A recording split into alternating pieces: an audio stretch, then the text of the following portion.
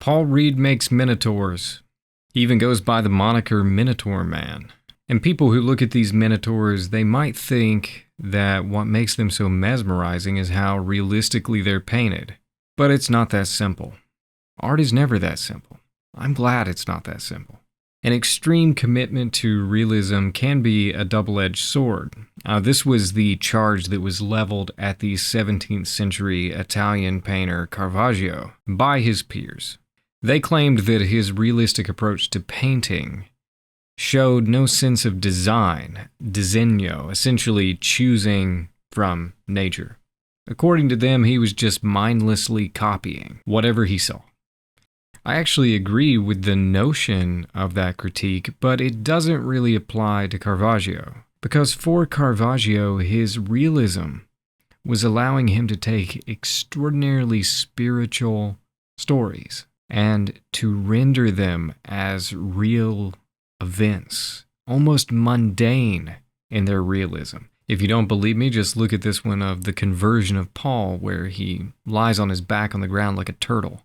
No, Caravaggio would even paint these biblical scenes as mid-shots, life-size, making it like you were watching the scene play out through a window. Reid is achieving similar ends here. The attention to detail on the bodies, the poses, postures, environments, it makes it feel so real that laying eyes on these part human, part animal subjects makes it so shocking it's like you encountered one rounding a street corner. The poses are unexaggerated. They're even sometimes a little awkward looking because they feel like real bodies.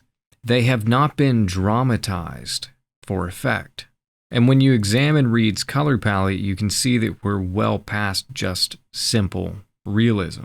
The color work mimics that of an overcast day. The light is bright, but it's soft. There's no dramatic shadows being used, nothing that obfuscates or veils or hides anything of the creatures that we see. They are shown to us in the cold and the clear light of day. The colors are muted, which give the palette the same effect as a quiet room. Any sound is all the more extreme by the context of silence. So the red cloth or the blue of the sky stand out, even though if you scour the painting with a color picker, you'll find that essentially no color actually breaks the halfway point of intensity. The darkest shadows never actually reach black, and the highlights are equally tame. Subtle variation in the midtones gives us enough variation to see, but no excess. But my favorite thing about Reid's work is a little difficult to put my finger on. It's something to do with the way that Reid presents us with these quasi-human figures in isolation, in stillness. They stand apart from us, absorbed with their heads down like the statues of classical Greece, or with their backs to us. Either way, we, the viewer, go unnoticed, encroaching on the space of the beast that believes it's by itself, it's alone.